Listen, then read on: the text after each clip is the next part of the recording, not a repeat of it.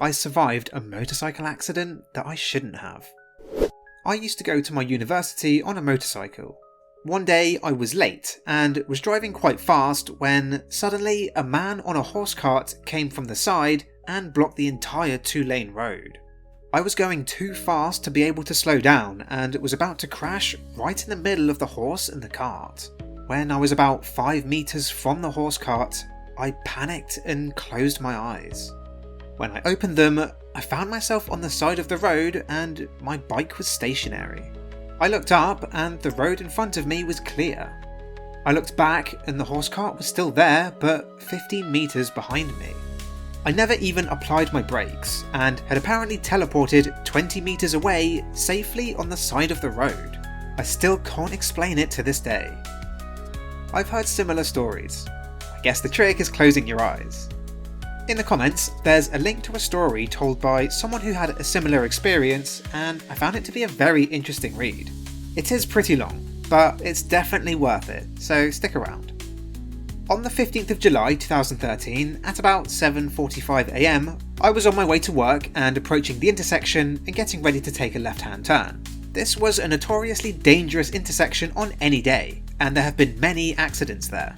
It's hard to see if the intersection's clear from the right, and the left turn is pretty hazardous. I was running late and in a flustered state of mind. I had an important meeting that I'd been planning for carefully over a number of days, and a really stupid delay at the last minute put all of that in jeopardy.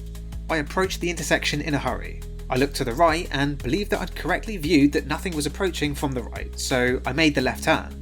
As I crossed the intersection, I glanced right one more time and saw a vehicle heading straight for me at what could only have been in excess of 90 miles per hour. We saw each other. I saw the look in the other guy's eyes because we were that close. A collision was absolutely inevitable. There was no way on this earth that it could have been avoided. Now, what happens next is extremely difficult to describe, but I'll do my best. And this can be taken to apply to everything that I'm going to attempt to relate from this point onwards. Words, even the most carefully chosen words, capture no more than 1% of this experience at best, and even then, very poorly. This is quite possibly the most frustrating thing about giving this account. So, across from the other car, in almost the opposite direction to the oncoming vehicle, was a field. I suddenly became aware of a very large object approaching slowly on a diagonal across this field. It was coming directly towards my car. Time was not functioning normally while this was happening, if it was functioning at all. I had the space to notice this happening, but I can't explain how I was able to do that. The object, when I first saw it, appeared to be about the size of a 10-floor tower block. It subjectively seemed to be about 200 or 300 yards across the field. These size and distance descriptions are meaningless, as I'll try to explain in a moment. Yeah, it sounds like there's a skyscraper coming towards him. The object resembled a giant water wheel lying on its side and rotating as it approached me and my vehicle. As it got closer, this didn't take time as we understand it. I saw that my first observation about its size was wildly inaccurate.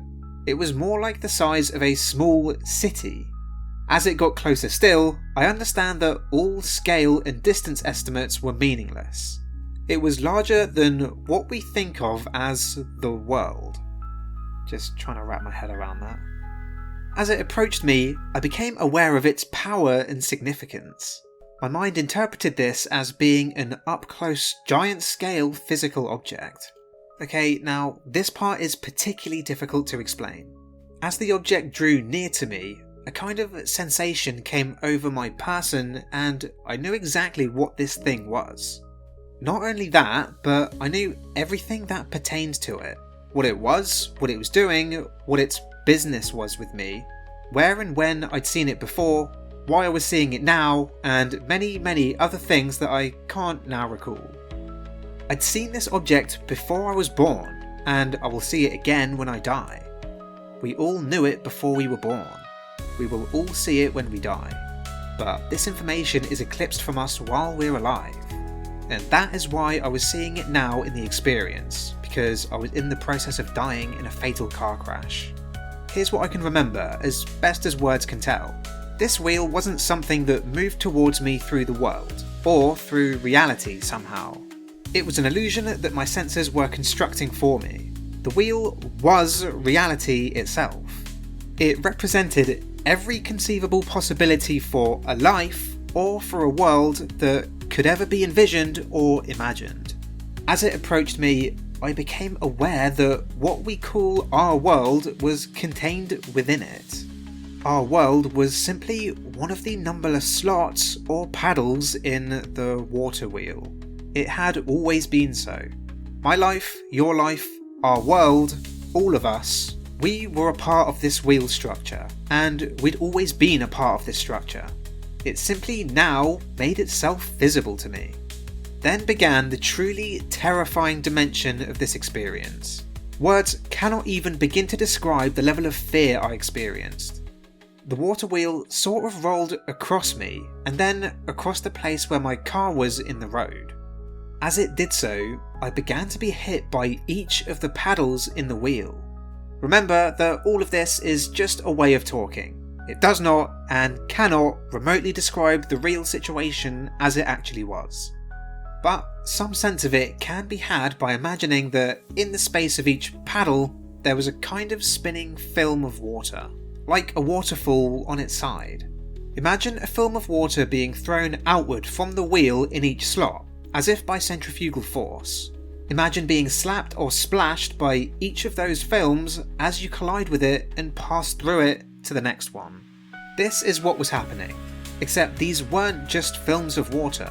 They were, for lack of a better term, possible realities, or what we might think of as universes or worlds. Again, our world, our entire universe as we normally think of it, was simply one among an infinite number of these. How did I know that there was an infinite number? I just did. A kind of knowing came with the event, and there was no doubting this knowing. It was so, and I knew it was so. And because I had knowledge and understood what was happening in ways I can no longer communicate, I was afraid. I understood that I was about to be subject to the process that humans approximated with the term reincarnation. This is why the wheel had come. I represented a kind of discrepancy that had to be fixed.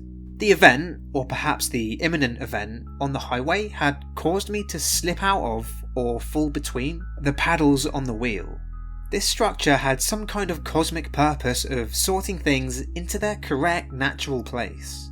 I was afraid and resisted being sorted, so the wheel stepped up its aggressive attempts to sort me correctly. With this came another understanding that frightened me even more. I knew that unless I soon selected one of these realities to slide back into, the wheel would coerce the situation by deciding for me. One way or another, I would be sorted, whether I liked it or not. If I didn't choose for myself, I would simply be fitted into place at some nearest position on the wheel to the point where I failed to make the decision, if that makes sense. I was aware of having a limited ability to choose, but not much.